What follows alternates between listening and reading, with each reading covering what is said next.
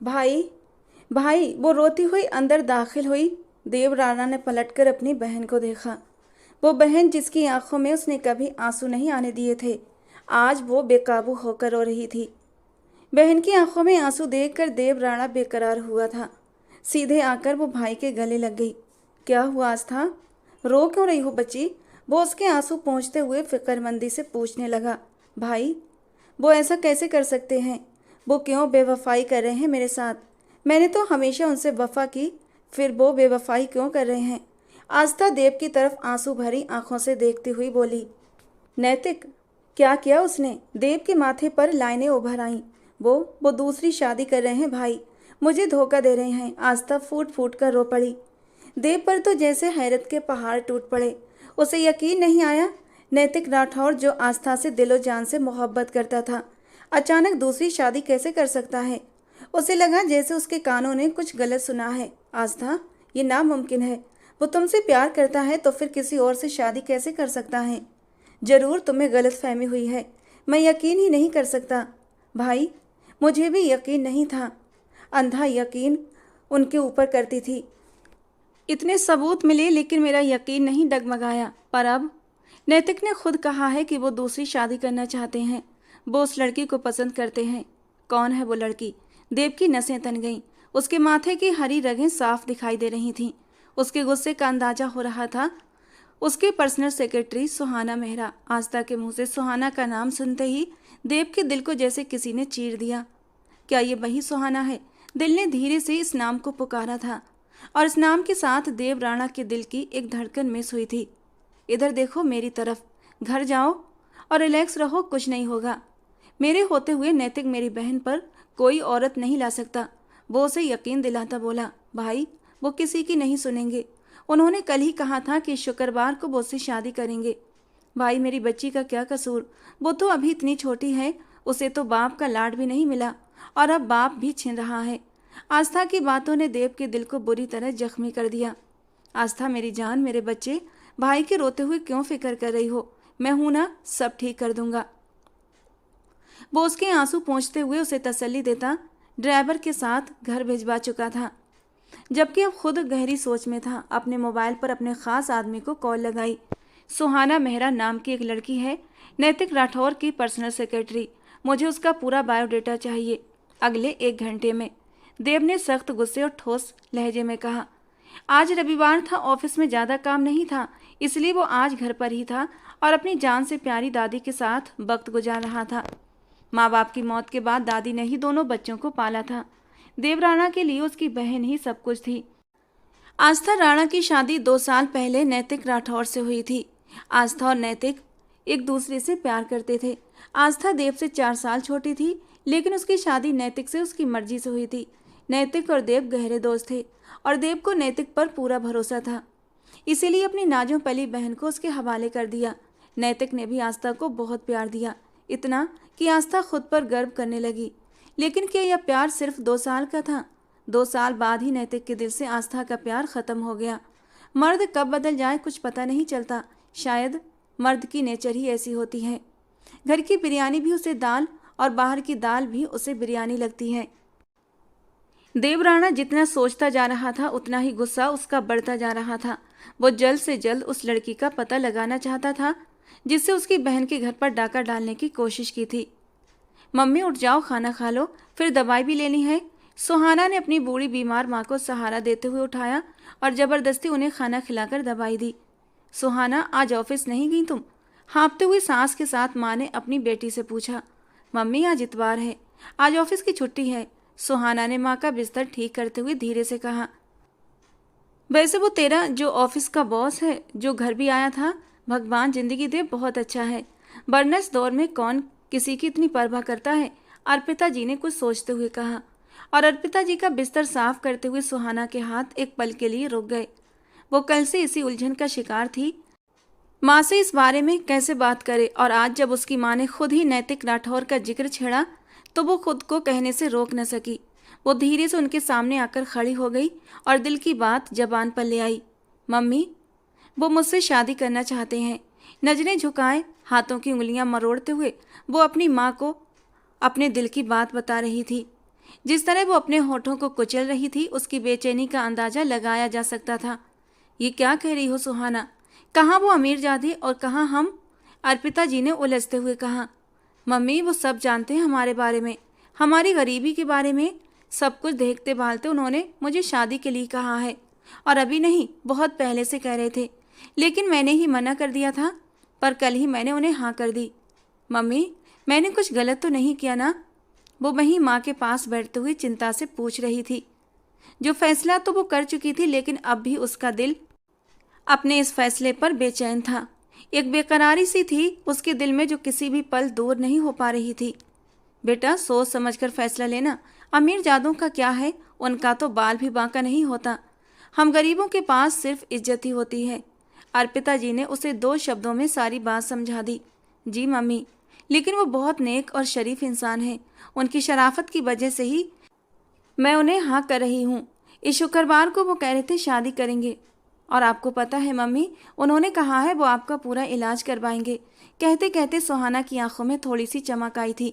शायद यही एक बहुत बड़ी मजबूरी थी जो वो शादी के लिए हाँ कर गई थी, वरना शादी को लेकर उसके दिल में कोई खुशी पैदा नहीं हो रही थी। सुहाना की इस बात पर अर्पिता जी एक पल को चुप हो गईं। शायद अब उन्हें बेटी की बेचैनी की वजह समझ आ गई थी। सुहाना, क्या तुम मेरी वजह से ये शादी करने को राजी हुई हो? तो बेटा ऐसा मत करो। जिंदगी और मौत तो भगवान के हाथ में है। जो नसीब में है वो होकर रहेगा। मुझे याद है तुमने बहुत पहले किसी लड़के का नाम लिया था जब तुम यूनिवर्सिटी में थी, और तब तुम्हारे पापा ने इनकार कर दिया था। तुम मुझसे प्यार करती थी ना? तो क्या? अर्पिता जी अनजाने में ही सुहाना के जख्मों को कुरेद गईं। न चाहते हुए भी एक खूबसूरत और दिल को मोह लेने वाला चेहरा उसकी आंखों के सामने लहरा गया। 2 चमकती आंखें जिसमें ढेर सारे शिकवे भरे हुए थे, वो अब भी सुहाना से शिकायतें कर रही थीं। उसकी आंखों से आंसू टूट कर हथेलियों पर गिरे, और फिर नामहसूस अंदाज में उसने अपने आंसू पोंछ डाले। मम्मी, वो तो बहुत पुरानी बात है, और वो तो कब की गुजर गई, और उस बात को तो अब 3 साल भी हो गए हैं। भूल जाइए उस बात को। वो कभी मेरा मुकद्दर बन ही नहीं सकता था, क्योंकि वो तो एक शहजादा था, राह भटक कर आ गया था, और फिर उसे अपना रास्ता मिल गया और वो चला गया। सुहाना के शब्दों में दर्द ही दर्द था। उसकी आवाज़ की लड़खड़ाहट उसके दिल की हालत बयान कर रही थी, और उसका दर्द अर्पिता जी अपने दिल में महसूस कर रही थी। मम्मी, आप आराम करें, मैं किचन देख लूँ। अभी वो ये कहकर उठने ही वाली थी कि दरवाजे पर जोर जोर से दस्तक होने लगी। ये इस वक्त कौन आ गया जो इतना जोर जोर से दरवाज़ा बजा रहा है? मैं देखती हूँ मम्मी, आप परेशान ना हो। सुहाना ने उठते हुए दरवाज़ा खोला तो एक पल के लिए उसकी सांसें जैसे थम सी गई थीं। सामने खड़े आदमी को देखकर उसे लगा जैसे वक्त वहीं रुक गया हो। काले चश्मे आंखों पर लगाए, दोनों हाथ अपनी पैंट की जेब में डाले, वो सूट बूट में खड़ा कोई और नहीं बल्कि देव राणा ही था। आप? सुहाना को कुछ समझ न आया कि वो क्या कहे। 3 साल पहले के देव और अब के देव में बहुत फर्क था। पहले हर वक्त शरारती और लापरवाह सा रहने वाला देव अब काफ़ी सीरियस और रौबदार पर्सनालिटी का मालिक बन चुका था। देव बिना उसकी बात का जवाब दिए दरवाजे को जोर से धक्का देता अंदर दाखिल हुआ। पूरे घर पर एक उड़ती हुई नजर डाली। घर के एक एक कोने से गरीबी झलक रही थी। उसके पीछे पीछे उसके 2 बॉडीगार्ड्स भी बंदूक के साथ अंदर आए थे। सुहाना के माथे पर इस बार 2 सिलवटें उभर आईं। आप ऐसे कैसे अंदर आ सकते हैं? चलिए बाहर। सुहाना ने गुस्से से उन हथियारबंद लोगों की तरफ उंगली उठाकर बाहर निकलने को कहा। सॉरी, देर हो गई।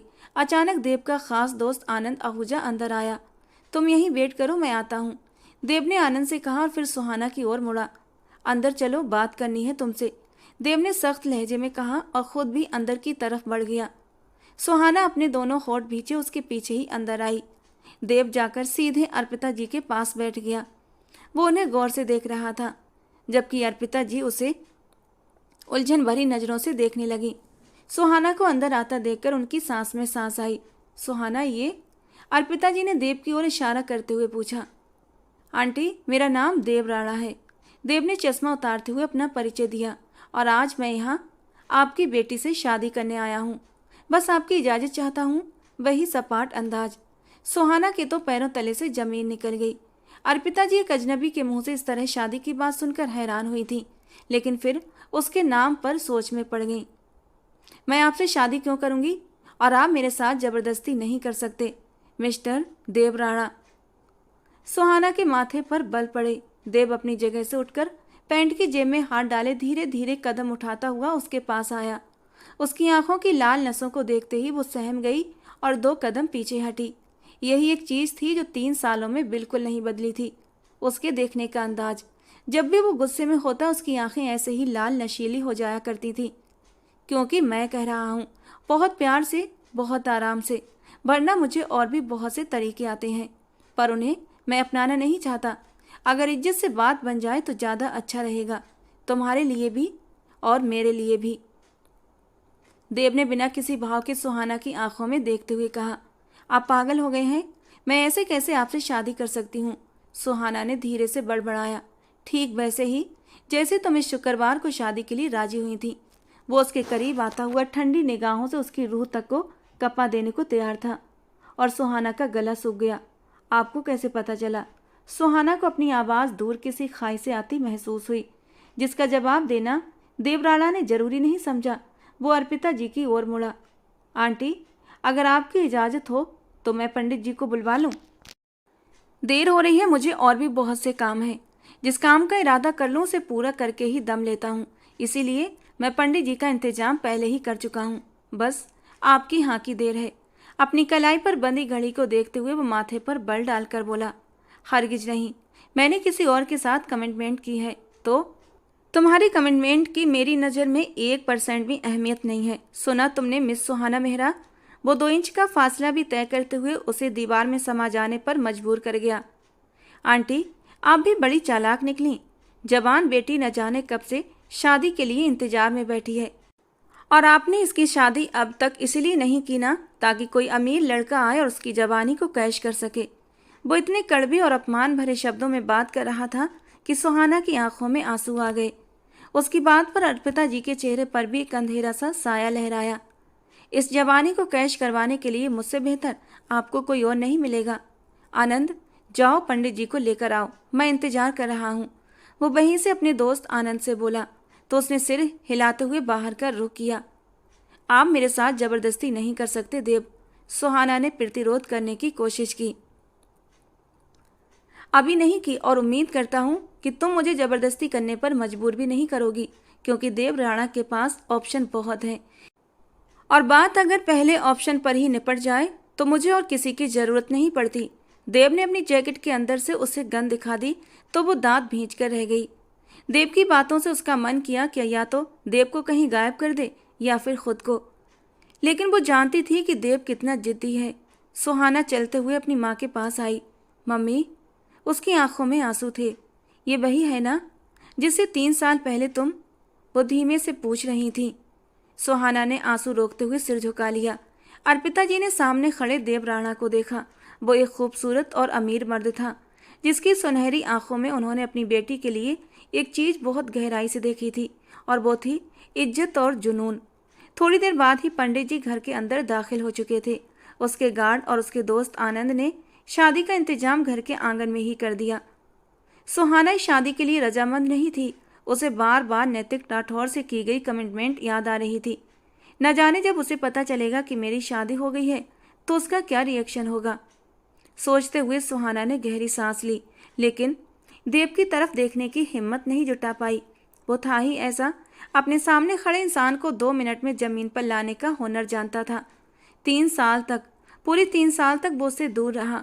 जिस दिन सुहाना ने उसके प्रपोजल को ठुकराया तब वो सिर्फ 18 साल की थी, और उसने एफएससी करके यूनिवर्सिटी में एडमिशन लिया ही था। उस समय देव का लास्ट ईयर था। उसे सुहाना पहली नज़र में ही पसंद आ गई थी, और सिर्फ 6 महीने के अंदर ही उसने सुहाना को शादी के लिए प्रपोज कर दिया। लेकिन सुहाना ने उसे मना कर दिया। देव एक ऐसा इंसान था जिसे अपनी अहमियत बहुत प्यारी थी। उसने ये तक नहीं पूछा कि इनकार की वजह क्या है। सुहाना का इनकार सीधे उसके दिल पर जाकर लगा था, और उसके इनकार के बाद वो ऐसे दूर हुआ जैसे कभी मिला ही ना था। देव को इनकार करके सुहाना भी खुश ना रह सकी। उसका दिल भी जाने अनजाने देव का इंतजार करने लगा था, लेकिन वो लौट कर ना आया। कितने लम्हे आए जब सुहाना को देव की ज़रूरत महसूस हुई, लेकिन देव कहीं नहीं था।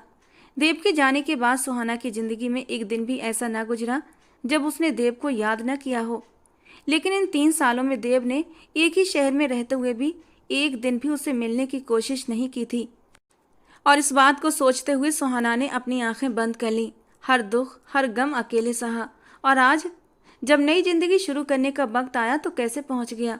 सुहाना ने गुस्से से दांत पीसते हुए इस बार उसे देखा, जो लगातार उसके चेहरे के बदलते भावों को देखे जा रहा था। सुहाना ने उसकी सुनहरी आंखों में एक ठंडक सी लहर महसूस की थी, तो फौरन नजरें झुका लीं। और फिर सुहाना ने शादी के लिए कोई ना नुक्कड़ नहीं की थी, चुपचाप शादी की रस्में पूरी करती जा रही थी। विवाह संपन्न हुआ। पंडित जी के कहते ही देव राणा ने अपने दोस्त आनंद से कहा, आनंद, उन्हें हॉस्पिटल लेकर जाना और आगे का प्रोसीजर भी तुम जानते हो ना। किसी भी प्रकार की शिकायत नहीं मिलनी चाहिए मुझे। वो संजीदगी से आनंद से कहता सुहाना की ओर मुड़ा। और तुम मेरे साथ चल रही हो अभी इसी वक्त। देव की बात पर सुहाना ने अपनी माँ की ओर देखा तो उन्होंने आंखों के इशारे से उसे तसल्ली दी। देव बाहर निकला तो सुहाना उसके पीछे लपकी। मैं आपके साथ कहीं नहीं जाऊंगी देव, आपने शादी कर ली ना, अब मुझे मजबूर मत करें किसी भी बात के लिए, वो गुस्से से बोली।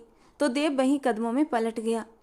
ये सब तुम उस वक्त भी नहीं कह सकी जब तुमसे मेरा कोई रिश्ता नहीं था, और अब तो तुम मेरी पत्नी हो। तो तुम्हें क्या लगता है कि मैं तुम्हें तुम्हारी मर्जी करने दूंगा। देव की बात पर वो तिलमिला गई। जाओ अपनी माँ से जाकर मिल लो, उसके बाद निकलना भी है यहाँ से, देव ने ठंडेपन से कहा। घमंड और अकड़ तो शुरू से ही उसमें कूट कूट कर भरा था, और अब इन 3 सालों में और भी बढ़ गया था। सुहाना अपनी माँ की तरफ वापस कमरे में भागी, जहाँ आनंद उन्हें सहारा देते हुए उठा रहा था। आप कहाँ ले जा रहे हैं मेरी मम्मी को। वो एकदम से घबरा गई। डोंट वरी भाभी, इन्हें अस्पताल अच्छे इलाज के लिए लेकर जा रहे हैं, आप एकदम निश्चिंत होकर जाएं। ये कैंसर पेशेंट हैं और इनका इलाज जल्द से जल्द होना बहुत ज़रूरी है। सुहाना की आंखों से आंसू बह निकले। सुहाना की आंखों में आंसू देखकर आनंद एक पल के लिए चुप सा हो गया। एक नज़र उस बूढ़ी औरत पर डाली, जो इतनी बूढ़ी तो नहीं थी, लेकिन बीमारी ने उन्हें वक्त से पहले बूढ़ा कर दिया था। इनकी मेडिकल फाइल दे दीजिए, आनंद ने अब की बार नरम लहजे में कहा। सुहाना ने सब कुछ लाकर आनंद को दे दिया। प्लीज़ इनका ख्याल रखिएगा, मैं भी साथ। सुहाना के अंदाज में बेचैनी थी। नहीं भाभी, आप साथ नहीं जा सकती। प्लीज़ आप वैसा ही करें जैसा देव कह रहा है, बाकी आप इनकी फिक्र मत करें, सब कुछ ठीक हो जाएगा। आनंद की बात पर सुहाना ने आंसू पोंछते हुए माँ को गले से लगाया। अपना ख्याल रखना सुहाना। पता नहीं क्यों दिल ये कह रहा है कि वो बुरा इंसान नहीं है। अर्पिता जी की बात पर सुहाना ने होंठ भींचे। वो उन्हें कैसे बताती कि बंदूक की नोक पर उस बेरहम इंसान ने उसे शादी के लिए रजामंद किया है। आनंद उसकी माँ को लेकर जा चुका था। वो वहीं बैठी आंसू बहाती रह गई। देव राणा एक तूफान था, जो तूफान की तरह जिंदगियों में दाखिल होता था और सब कुछ आंधी की तरह बहा कर ले जाता। सुहाना बाहर आओ। देव की आवाज़ पर अपनी सोचों में गुम सुहाना हड़बड़ाकर उठी, लेकिन बाहर फिर भी न निकली। मजबूरन देव को अंदर आना पड़ा। तुम्हें आवाज़ दी है, सुनाई नहीं दी। मुझे नहीं जाना आपके साथ कहीं भी, सुहाना ने मजबूत लहजे में कहा, जबकि आवाज़ की लड़खड़ाहट पर काबू न पा सकी। तुम्हारी इतनी हिम्मत नहीं कि तुम मुझे इनकार कर सको, देव राणा ने दांत पीसते हुए उसके करीब आते हुए कहा। हाँ, कर सकती हूँ। आप मम्मी के सामने बहुत शरीफ बन रहे थे ना, लेकिन आपके शब्दों ने आपकी शराफत का पर्दा फाश कर दिया था देव। आपको शर्म आनी चाहिए कि एक माँ से इस कदर सख्त अंदाज में। ओहो, मेरे शब्दों ने तुम्हें तकलीफ पहुँचाई, और जो तुम करने जा रही थी वो किस खाते में आता है, देव ने गुस्सा दबाते हुए कहा। मैं कुछ भी करूं, आप कौन होते हैं मुझसे सवाल जवाब करने वाले। मेरी ज़िंदगी है और मैं अपनी ज़िंदगी के फैसले लेने के हक रखती हूँ। सुहाना की बात पर वो अपनी मुट्ठियाँ सख्ती से भींच गया। मेरे पास फ़िलहाल इतना वक्त नहीं कि तुमसे बहस करूँ, चलो मेरे साथ। वो उसकी कलाई को सख्ती से थामे कमरे की दहलीज से बाहर निकलने लगा। सुहाना उसकी सख्त गिरफ्त पर सिसक कर रह गई। उसे लिए वो गाड़ी की ओर बढ़ता जा रहा था। उस घर को एक नज़र देखता वहाँ से निकल गया। अब सब कुछ ही बदलने वाला था। नैतिक राठौर लगातार सुहाना के नंबर पर कॉल कर रहा था, लेकिन नंबर लगातार बंद आ रहा था। आज ऑफिस से छुट्टी थी, लेकिन शाम को उसका प्लान था कि वो सुहाना के साथ एक 5 स्टार होटल में डिनर करेगा, पर वो नहीं आई। अब जब वो घर पहुंचा तो उसका मूड काफ़ी ख़राब था। सुहाना कॉल भी पिक नहीं कर रही थी और नैतिक को उसकी इस कदर लापरवाही पर गुस्सा भी आ रहा था। और उसी पल नन्ही दीपा के रोने की आवाज़ आई तो नैतिक के चेहरे पर गुस्से के भाव उभरे। ये क्यों रो रही है? आस्था, चुप कराओ इसे, वो जोर से चिल्लाया, जिस पर अंदर कमरे में मौजूद आस्था उसकी कड़कदार आवाज़ पर सहम गई। दीपा काफी वक्त से रो रही थी। शायद उसके पेट में दर्द था। वो दूध भी नहीं पी रही थी। आस्था पहले ही उसकी वजह से परेशान थी, अब नैतिक के गुस्सा करने पर और भी परेशान हो गई थी। दीपा को सीने से लगाया तो वो और भी जोर से रोई। गुस्से में नैतिक अंदर आया। कैसी माँ हो तुम, एक बच्ची को चुप नहीं करवा सकती, वो गुस्से से दहाड़ा। सुहाना के ना आने का सारा गुस्सा अब वो आस्था पर उतार रहा था। मुझे नहीं पता क्यों रो रही है, आस्था ने भी रोते हुए जवाब दिया। ये क्या बात हुई, माँ बनने का तो बहुत शौक था तुम्हें, अगर संभाली नहीं जाती औलाद तो पैदा क्यों की। नैतिक की सख्त बातों पर आस्था ने हैरानी से उसे देखा। उसे यकीन आया कि ये वही नैतिक है जिसे औलाद में बेटियां सबसे प्यारी लगती थीं, और आज अपनी बेटी के लिए वो कितना सख्त हो रहा था। आस्था ने दिल पर पत्थर रखकर रुख फेर लिया और फिर से दीपा को सीने से लगाए चुप करवाने लगी, लेकिन वो भी बिल्कुल चुप नहीं हो रही थी। सोमना माँ, सोमना माँ, नैतिक ने वहीं से नौकरानी को आवाजें लगाईं।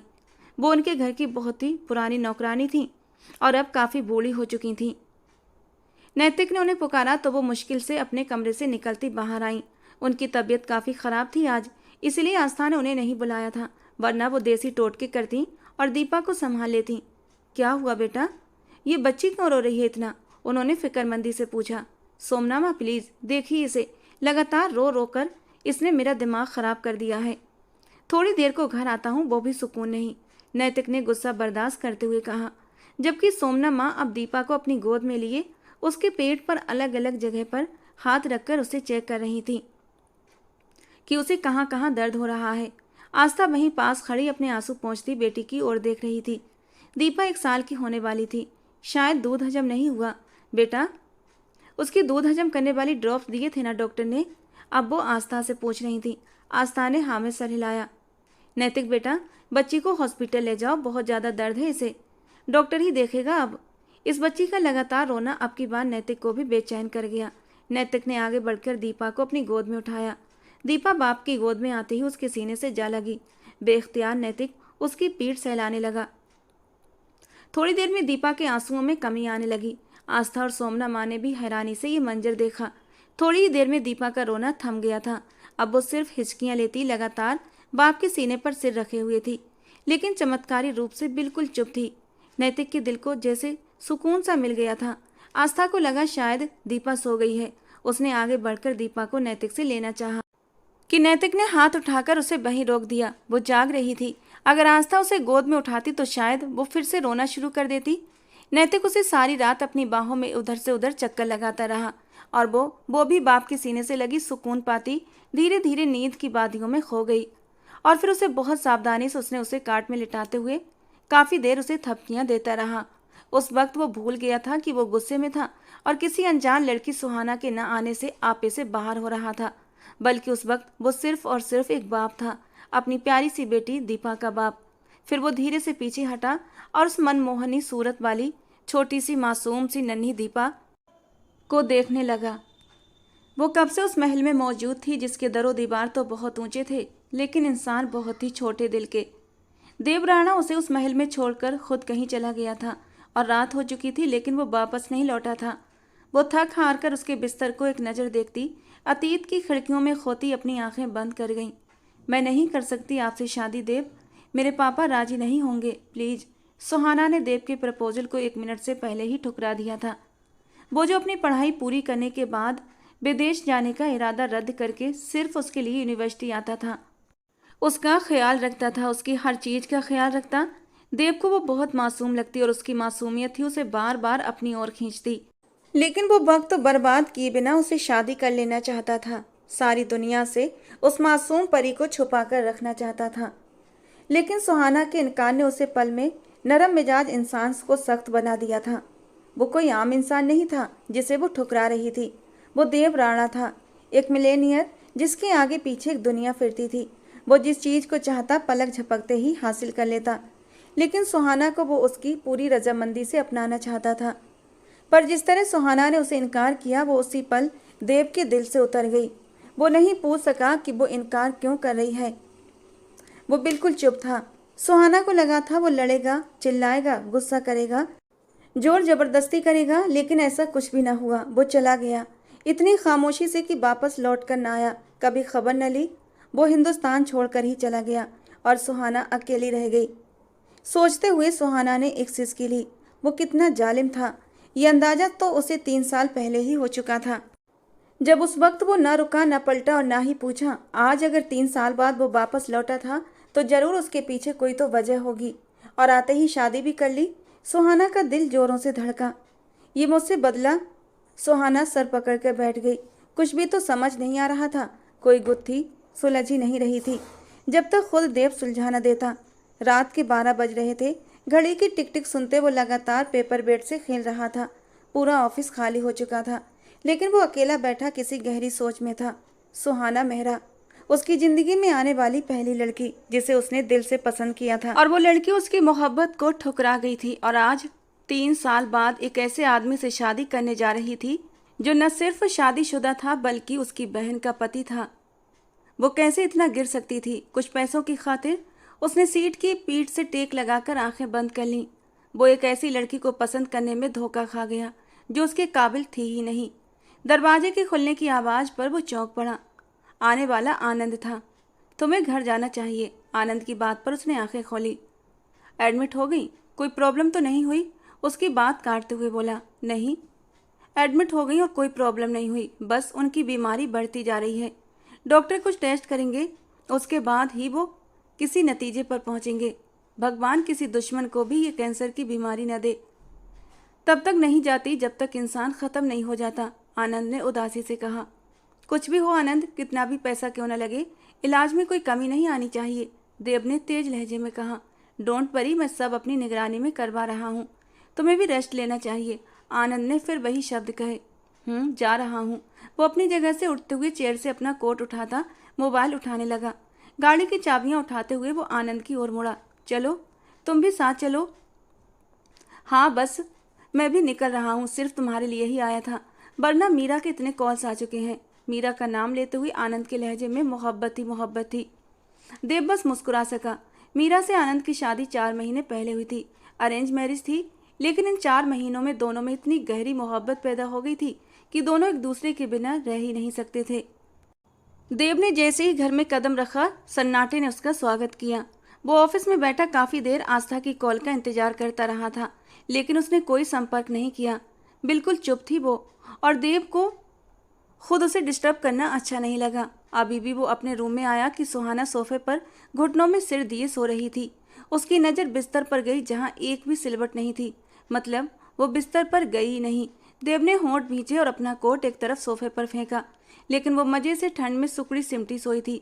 देव उसे ऐसे सोते देख थोड़ा हैरान हुआ, लेकिन अगले पल उसने उसे उठाया और अपने सामने खड़ा कर दिया।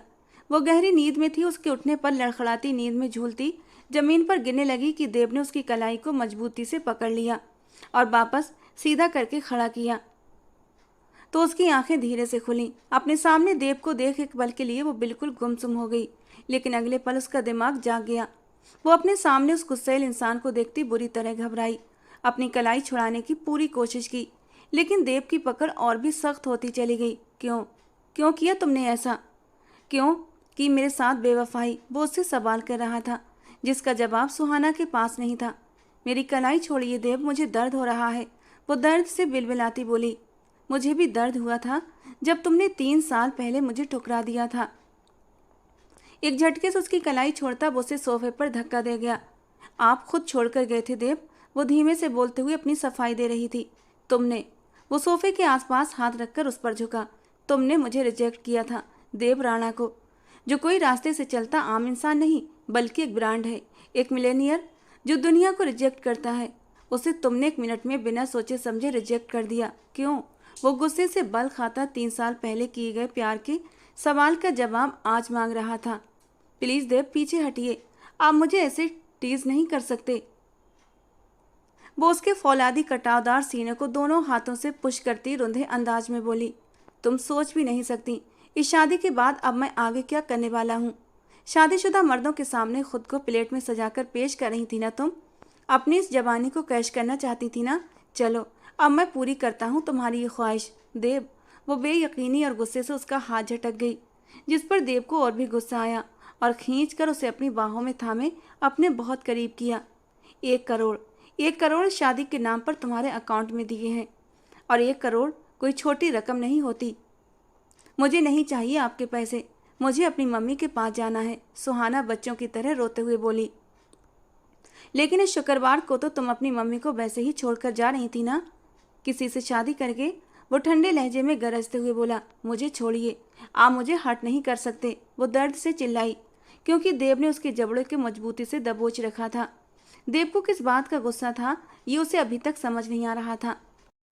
3 साल पहले सुहाना ने उसे रिजेक्ट कर दिया था। क्या इस बात का बदला लेना चाहता था? देव ने सुहाना को बिस्तर पर जोर से पटक दिया, जबकि खुद अपनी टाई की नॉट खोलते हुए उसे ढीला करते गहरी और गुस्सीली नजरों से सुहाना को देखा। सुहाना ने डरते हुए देव को देखा। उसे आज देव के इरादे नेक नहीं लगे। प्लीज देव, मेरे साथ ऐसा कुछ मत कीजिएगा कि मैं अपनी नजरों में गिर जाऊं। अच्छा, तो तुम्हारा ईमान अभी तक जिंदा है? देव की बात पर वो पीछे की ओर सरकती हुई, आप क्यों मुझसे गुस्सा है देव? मैंने क्या किया है? 3 साल पहले जो तुम्हें रिजेक्ट किया, क्या उसका बदला लेने के लिए आपने मुझसे शादी की? सुहाना ने रोते हुए पूछा। Shut up, just shut up, Dev ने गुस्से में आकर कहा। अगर मुझे बदला लेना होता इस बात का तो 3 साल तक इंतजार न करता। देव राणा को कौन रोक सकता था? कोई नहीं। लेकिन मैं लौट गया, हट गया पीछे, कि महबूब का सम्मान पहला तरीका है मोहब्बत के तरीकों में। वो इतनी गहरी बात कर गया कि सुहाना उसे देखती रही। फिर आपने ये शादी जबरदस्ती क्यों की? उसे अभी तक इस शादी की वजह यही समझ आ रही थी जो उसने बोली, लेकिन देव की बात पर वो उलझन में पड़ गई। तुमसे शादी इसलिए कि ताकि मेरी बहन का घर खराब ना हो, वो दुख और दर्द से बोला। बहन का घर? सुहाना अभी भी उलझन में थी। तुम्हें शर्म नहीं आई एक शादीशुदा इंसान से शादी करने का सोचते हुए? ये भी नहीं सोचा ये घर बर्बाद होगा तुम्हारी वजह से? देव गुस्से से दहाड़ा। सुहाना ने कानों पर हाथ रख लिए। नैतिक राठौर से क्या संबंध है तुम्हारा? अब वो सीधा उससे सवाल जवाब कर रहा था। नैतिक राठौर? धीरे से इस नाम को दोहराते हुए वो उलझन का शिकार थी। ज्यादा नाटक करने की जरूरत नहीं। तुम नैतिक राठौर से इसी शुक्रवार को शादी करने वाली थी, ये जानते हुए भी कि वो शादीशुदा है, एक बच्ची का बाप है। फिर कैसे मान गई तुम? इस हद तक कैसे गिर सकती हो तुम? देव की बात पूरी होते ही सुहाना ने हैरानी से उसे देखा। सर, नैतिक शादीशुदा है? उसे यकीन न आया। एक बेटी का बाप भी है। वो देव की बात पर गहरी सोच में डूब गई। ऐसा नामुमकिन है, इतना बड़ा धोखा। देव, मेरा यकीन करो, मुझे वो ये सब सहन नहीं कर पा रही थी। धोखेबाज को धोखा ही मिलता है सुहाना मेहरा।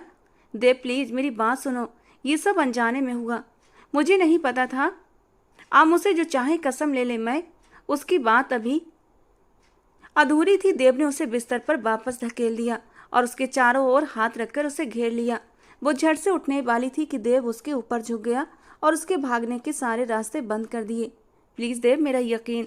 वो अपना सिर तकियों पर फेंकते हुए देव से रहम की भीख मांग रही थी। उसकी आंखों से टूटकर गिरते आंसू देव को तड़पा गए। वो बेइच्छा अपनी उंगली से उसके गीले गाल को छू गया। मेरे अलावा किसी को कैसे सोच लिया तुमने? एक बार भी मेरी याद ना आई? वो किसी ट्रांस की हालत में पूछ रहा था। आप छोड़ गए थे मुझे, वो आंसू रोकते हुए धीरे से बोली। छोड़ के भी तुम्हारी वजह से गया था। तुमने इनकार किया। जब मुझे इनकार कर दिया तो उस नैतिक को क्यों इनकार न किया? एक बार फिर वो गुस्से में आ गया।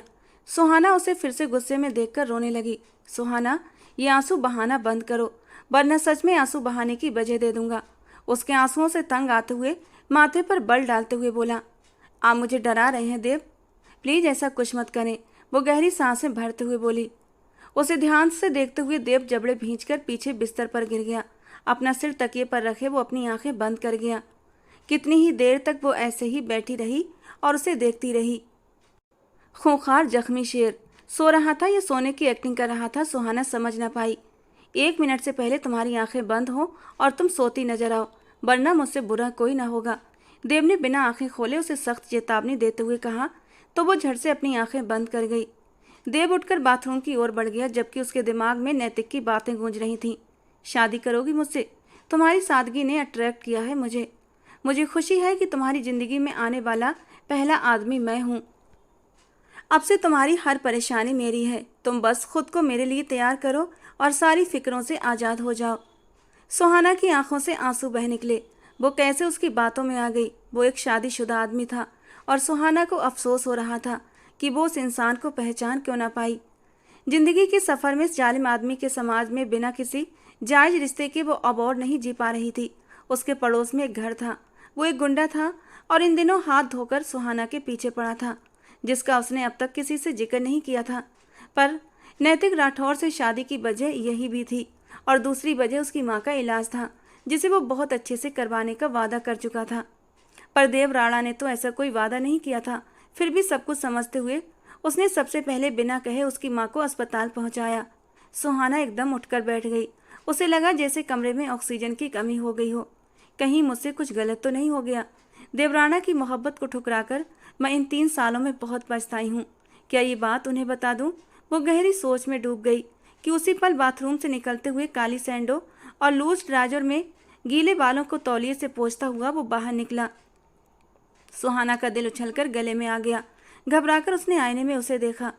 लगता है तुम्हें मुझसे हैवी डोज चाहिए जो अभी तक जाग रही हो, मानीखेज लहजे में तीखे अंदाज में कहता वो उसकी ओर मुड़ा था कि अगले ही पल वो बिस्तर पर लेटते हुए करवट बदल गई, जबकि 2 आंसू टूटते हुए तकिए में समा गए।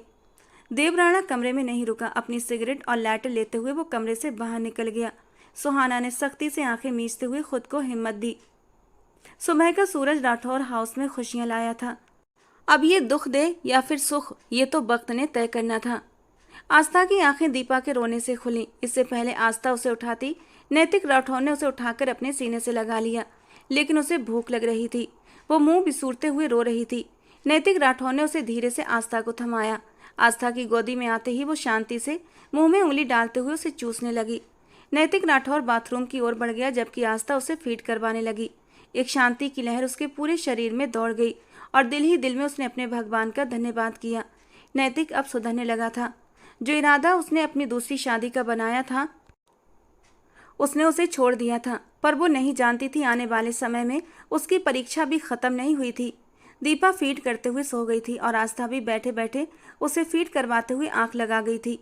और आंख तब खुली जब नैतिक राठौर दीपा को उसकी गोदी से उठाकर बहुत सावधानी से वापस काट में लिटा रहा था। वो हड़बड़ाकर सीधी हो गई। उसे नींद का अच्छा खासा गलबा था। ठीक होकर लेटो, नैतिक राठौर ने धीरे से कहते हुए उसका सिर तकिए पर रखा और उस पर कंबल उड़ा दिया। आस्था उसकी इतनी देखभाल पर दिलो जान से खुश हो गई थी। यही देखभाल तो कहीं खो गई थी उसकी, जो आस्था के जीने की वजह थी। आस्था के चेहरे को हल्की सी मुस्कान ने छुआ, जबकि नैतिक राठौर मॉर्निंग वॉक के लिए निकल रहा था। देवराणा की सारी रात आंखों में कटी। सिगरेट फूंकते हुए अब वो सिगरेट को एस्ट्रे में मसल गया। वो कमरे में नहीं रुका था। जानता था गुस्से में वो उस नाजुक सी लड़की को नुकसान पहुंचा देगा या ऐसी चोट देगा कि बाद में खुद से भी नजरें न मिला सके। भले वो उस पर गुस्सा था, तीव्र गुस्से में, लेकिन थी तो वो उसकी मोहब्बत। दिल उसका आज भी तलबगार था, जिसे देवराणा ने डांट कर चुप करवा दिया था। वापस कमरे की ओर आया तो वो सो रही थी या जाग रही थी उसे नहीं पता। देवराणा नजरअंदाज करता हुआ बाथरूम की ओर चला गया। सीने में जलती आग को शावर के नीचे ठंडे पानी के नीचे खड़े होकर बुझा सकता था, जो रात से ही बढ़ती जा रही थी। नैतिक राठौर इस वक्त ऑफिस में मौजूद था। सुहाना अचानक से गायब हो गई थी, लेकिन वो कहाँ जा सकती थी उसे नहीं पता था। उसके घर अपना आदमी भेजकर पता करवाया, लेकिन वहाँ भी ताला था। उसे इस समय सुहाना की चिंता हो रही थी। दोस्त दुश्मन हर जगह थे और उसे यही चिंता ज़्यादा सताने लगी थी कि कहीं उसे किसी ने कोई नुकसान न पहुंचाया हो। अभी वो इन्हीं सोचों में उलझा हुआ था कि उसका मोबाइल बजा। फ़ोन करने वाला देवराणा था। कॉल रिसीव की तो कुछ पल दूसरी ओर चुप्पी थी। कैसे हो? देवराणा की आवाज़ पर नैतिक राठौर सोच की दुनिया से बाहर आया। मुझे क्या होना है? नैतिक राठौर का लहजा बेपरवाह था। गुड, होना भी नहीं चाहिए। वैसे भी आज रात एक सरप्राइज़ है तुम्हारे लिए मेरी तरफ से। देवराणा की बात पर वो चौंका। कैसा सरप्राइज़? वो तो आज रात बताऊंगा। खैर, एक बहुत बड़ी पार्टी अरेंज कर रहा हूँ। तुम और आस्था दोनों इनवाइटेड हो। देवराणा उसे इनवाइट करता हुआ उसकी कोई भी बात सुने बिना कॉल काट गया। बहन को फ़ोन करके अब उसे अपने रिसेप्शन की सूचना दी थी। भाई, अचानक कैसे रिसेप्शन? मतलब आपने शादी कब की? वो सख्त हैरान हुई। कल ही, और आज रात रिसेप्शन, देवराणा ने उसे बताया। लेकिन भाई, कौन है वो लड़की? आपने कुछ भी नहीं बताया। आ जाओगी तो खुद मिल लेना। नैतिक राठौर को सिर्फ पार्टी का बताया है, रिसेप्शन का नहीं। वो उसे और भी समझाता हुआ कॉल काट गया। आज की रात नैतिक राठौर तुम्हारे लिए एक बहुत बड़ा शौक होगा, और जिस तरह तुमने मेरी बहन को तड़पाया है, जिस तरह वो रोई है, अब तुम्हारी तड़प का मजा मैं लूँगा। वो उठता हुआ खिड़की के पास आया और दिल ही दिल में नैतिक राठौर से बोला। रिसेप्शन की सभी तैयारियां पूरी हो चुकी थीं। सब कुछ आनंद ने खुद किया था और अपनी पत्नी मीरा को लेकर वो शहर के सबसे बड़े बैंक्वेट हॉल में पहुंच चुका था, जहां इस समय पार्टी की रौनकें शुरू होने वाली थीं। मुझे दुल्हन के पास ले चलें, मीरा ने आनंद से कहा तो उसने उसे ब्राइडल रूम की ओर इशारा करते हुए कहा, मैं जेंट्स की तरफ जा रहा हूँ और तुम अपना ध्यान रखना, ज़्यादा चलना फिरना मत। वो उसे ऊंची हिल्स में देखते हुए घूर कर बोला। वो 2 महीने की प्रेग्नेंट थी और आनंद उसका ऐसे ख्याल रखता जैसे लास्ट मंथ चल रहा हो। मीरा तुरंत ब्राइडल रूम की ओर बढ़ी, जबकि आनंद जेंट्स वाली साइड पर। सब कुछ बहुत अच्छे से अरेंज किया गया था। नैतिक राठौर और आस्था भी आ चुके थे, लेकिन देव राणा से अब तक दोनों की मुलाकात नहीं हुई थी। नैतिक राठौर आस्था के पास खड़ा दीपा को उसकी गोदी से ले रहा था, जो बार बार उसके पास आने को मचल रही थी।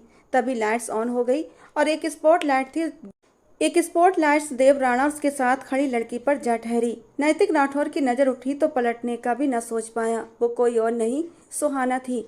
लेकिन सुहाना देव राणा के साथ। नैतिक राठौर के माथे पर बल पड़ गए। मिले हो तुम हमको बड़े नसीबों से, चुराया है मैंने तुमको किस्मत की लकीरों से। म्यूजिक की आवाज़ सुनते ही नैतिक राठौर होश में आया। ये कैसे हो सकता है? सुहाना देव राणा से? वो ऊंची आवाज में बड़बड़ाया। पास खड़ी आस्था ने उसकी बात सुनते हुए फिर से गौर से भाई के साथ खड़ी उस लड़की को देखा। नैतिक के हाव भाव से आस्था को समझते देर न लगी। वो सारा खेल समझ गई थी। वो बहुत खूबसूरत थी। वो उस लड़की के साथ अपना मुकाबला करने लगी। खूबसूरत तो आस्था भी कम नहीं थी। ऐसा क्या था उस लड़की में जो नैतिक राठौर उसका दीवाना हो रहा था? नैतिक तेजी से स्टेज की ओर बढ़ा, जहां देव राणा और सुहाना एक साथ खड़े थे। चेहरे चमक रहे थे। सभी उनकी जोड़ी की तारीफ कर रहे थे। कॉन्ग्रेचुलेशंस भाई, आपने तो अचानक से सरप्राइज ही कर दिया। इससे पहले नैतिक कुछ कहता, आस्था ने आगे बढ़कर देव राणा को बधाई दी। नैतिक के कदम थम गए। अपने सामने नैतिक राठौर को देखते हुए एक पल को सुहाना के चेहरे का रंग फीका हुआ। चेहरे पर जो झूठी मुस्कान थी पल भर में गायब हो गई। नैतिक राठौर ने गहरी नजरों से उसे घूरते हुए देखा। क्या बात है नैतिक राठौर, तुम बधाई नहीं दोगे? देव राणा ने उसकी नजरों का फोकस सुहाना की ओर देखते हुए सख्त लहजे में पूछा। नैतिक ने होंठ भींचे और राणा की ओर देखा और बिना कुछ कहे वापस नीचे उतर गया। लंबे लंबे डग भरता हुआ वहां से चला गया। आस्था की आंखें आंसुओं से तर हो गईं। देव राणा ने उसे अपने सीने से लगाकर हौसला दिया। दीपा को उसकी गोद से लेते हुए अब वो प्यार से उसके चेहरे को चूम रहा था और वो मामा की गोदी में आते ही खिलखिला दी थी। आस्था सुहाना के पास जाते हुए उसका हाथ थाम गई। उसका हाथ बर्फ की तरह ठंडा था। आप ठीक हैं? आस्था की मुस्कान बड़ी प्यारी थी। एक पल को सुहाना उसकी मुस्कान देखकर खोसी गई।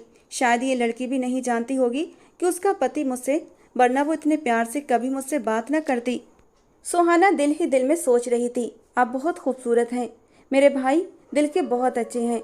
अगर उन्होंने आपको अपनाया है तो ये रिश्ता अपनी आखिरी सांस तक निभाएंगे।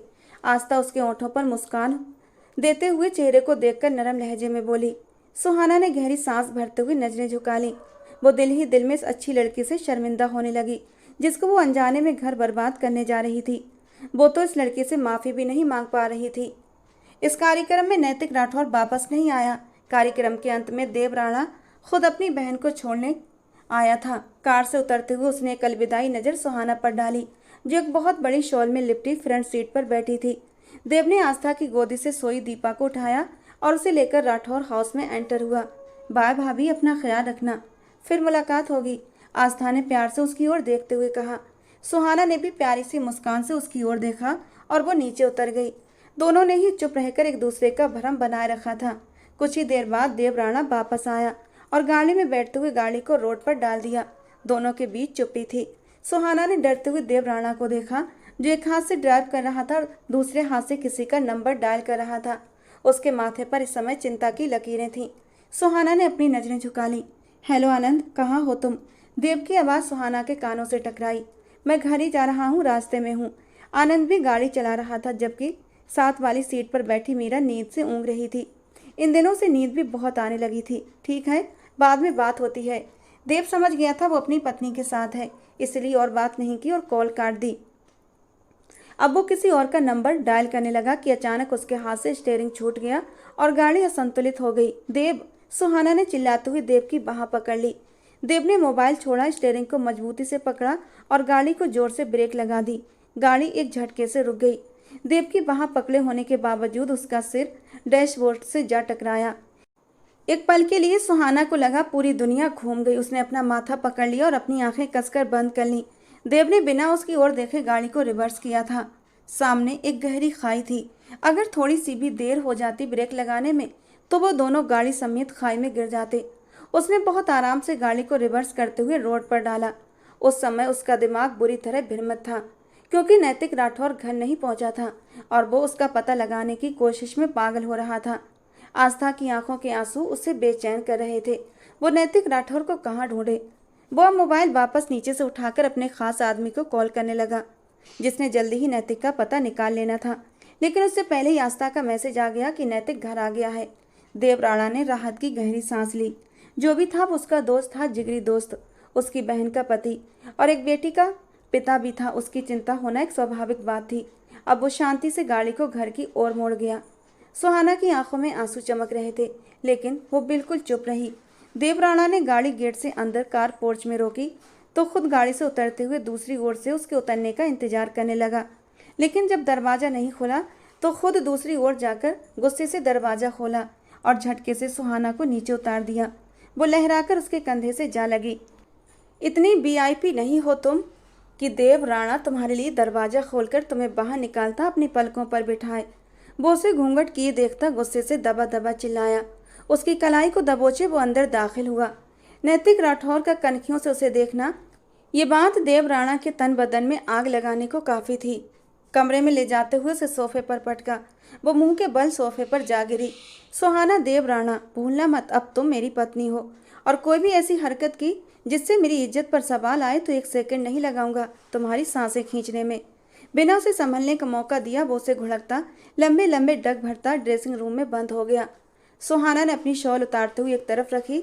उसके माथे पर एक लाल निशान था जिस पर उसे अब भी दर्द हो रहा था। वो आंखों में आंसू लिए आईने के सामने खड़ी थी। माथे की एक तरफ सूजन और लाल निशान देखती वो उसे दबाने लगी, लेकिन सिसकी तेज हो गई। उसे अब तेज दर्द हो रहा था, पर कुछ भी गर्म चीज नहीं थी कि वो उस पर रखे। तेज ठंड की वजह से उसके दर्द में और भी तेजी हो रही थी। वो वापस पलटते हुए वही शॉल उठाती, उसका एक हिस्सा अपने माथे पर रखकर दबाने लगी। कुछ ही देर में इजी नाइट सूट में वापस आता उसे यूं ही सोफे पर बैठा देख एकदम गुस्से में आया। अपने सजे समरे रूप से वो उसे घायल करना चाहती थी। इस बात ने देव राणा को और भी गुस्सा दिलाया। चेंज क्यों नहीं किया? वो उसे कलाई से पकड़े अपनी तरफ खींचते हुए बोला कि उसी पल देव की नज़र उसके माथे पर जा ठहरी, जो बेहद लाल हो रहा था।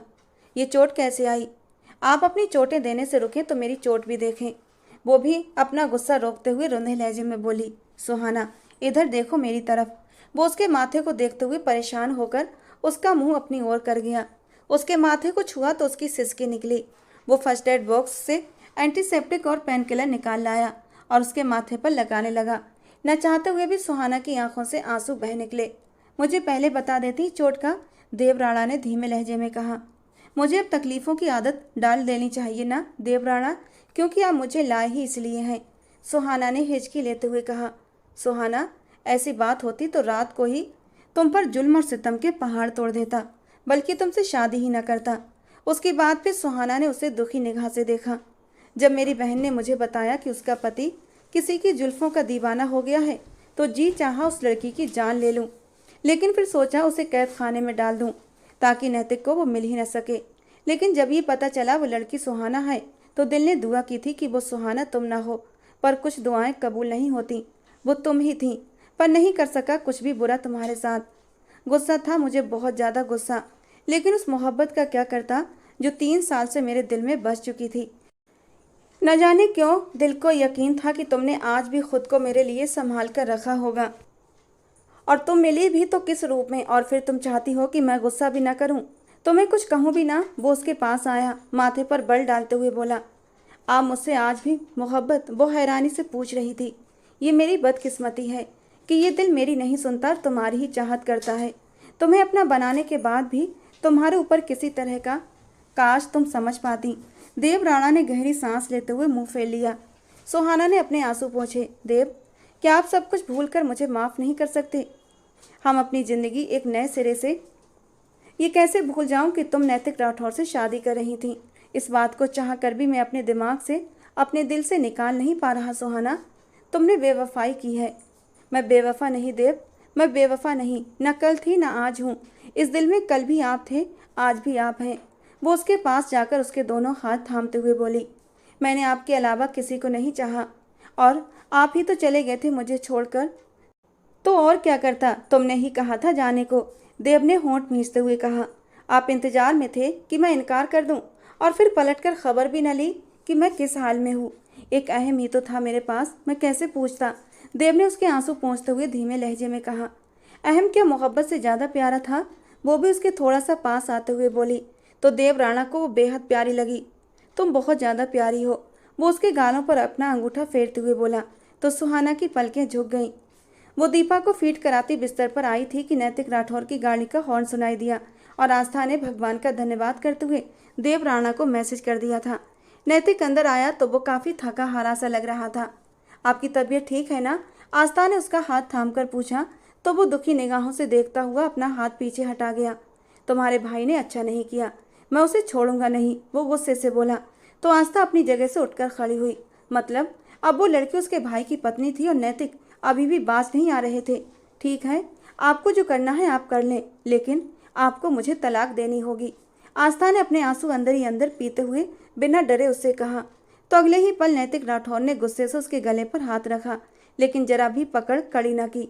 आस्था का दिल उछलकर गले में आ गया। खबरदार, जो अपने लबों से दोबारा ये लफ्ज निकाला तो जान ले लूंगा तुम्हारी। मेरे नाम के साथ तुम्हारा नाम हमेशा जुड़ा रहेगा, मरते दम तक, समझी तुम? वो उसे दीवार से लगाते हुए धीमे लहजे में गुर्राया। क्यों? आपका एक औरत से दिल भर गया तो आप दूसरी शादी कर रहे हैं। मैं क्या शोपीस हूँ जिसे जबरदस्ती अपने नाम के साथ जोड़कर रखना चाहते हैं? मैं भी एक इंसान हूँ, जीती जागती आपकी बच्ची की माँ हूँ। लेकिन आपका दिल तो बाहर की औरतों के लिए मचल रहा है ना? मुझ में तो अब कुछ बचा ही नहीं जो आप मेरे पास। आस्था, अपनी जबान को लगाम दो, उतना ही खोलो जितना बाद में सह सको। वो से गुर्राते हुए बोला। छोड़िए मुझे और जाइए जिसके पास जाना है। बस समझ लीजिए आस्था मर गई।